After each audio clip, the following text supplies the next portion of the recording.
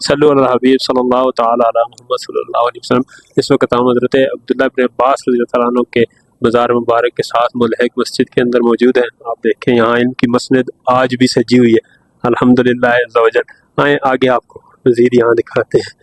یہ دیکھیں یہ مبارک محراب کتنا خوبصورت انداز ہے۔ آج بھی یہاں یہ مجلس کی جگہ پیچھے بھی بنی ہوئی ہے، اور ماشاءاللہ پوری مسجد اندر سے جس طرح سے ہے جیسے کہ یہاں علم کا فیضان بڑھ رہا ہو۔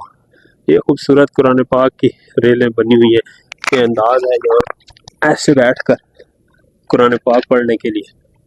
کیا خوبصورت ماشاءاللہ انہوں نے یہ سیٹ اپ بنایا ہوا ہے۔ اللہ تعالیٰ ایسی مجالس ہمیں نصیب فرمائے۔ ماشاءاللہ آپ کو آگے دکھاتے ہیں مزید اس کے حوالے سے۔ ماشاءاللہ خوبصورت مجالس لگی۔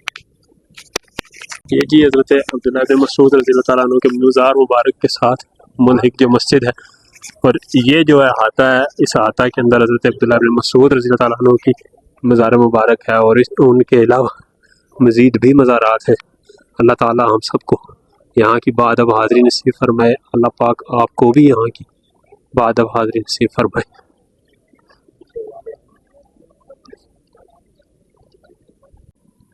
صلو علی الحبیب صلی اللہ تعالی علی محمد صلی اللہ علیہ وسلم۔ الحمدللہ رب العالمین۔ ہمارا یہ سفر حج کا اسلام آباد کا قافلہ الحمدللہ اس وقت طائف شہر کے اندر حضرت سیدنا عبداللہ ابن عباس رضی اللہ تعالیٰ عنہ جو کہ پیارے آقا صلی اللہ تعالیٰ علیہ وسلم کے چچا زاد بھائی ہیں، آپ کا مزار پرانوار جس جگہ واقع ہے اس کے ساتھ متصل مسجد میں موجود ہے۔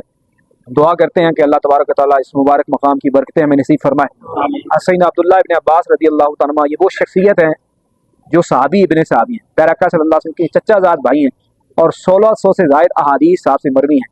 کئی بار پیارے آقا صلی اللہ علیہ وسلم نے ان کو اپنی دعاؤں سے نوازا۔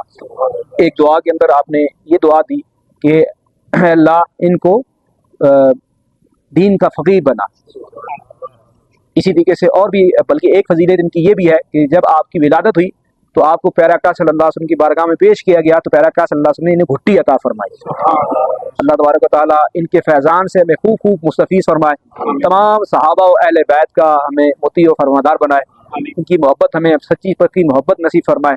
آمین بجاہ نبی الامین صلی اللہ تعالیٰ علیہ وسلم۔ ہم اس مبارک مقام پر یہ دعا کرتے ہیں کہ اللہ پاک آئندہ سال بھی ہمیں سفر حج کی سعادت نصیب فرمائے، اور اسی قافلے کے ساتھ عاشقان رسول کے قافلے کی قرب کی برکتیں ہمیں سفر حج کے اندر بھی نصیب فرمائے۔ آمین بجاہ نبی الامین صلی اللہ تعالیٰ علیہ وسلم۔ صلو علی الحبیب۔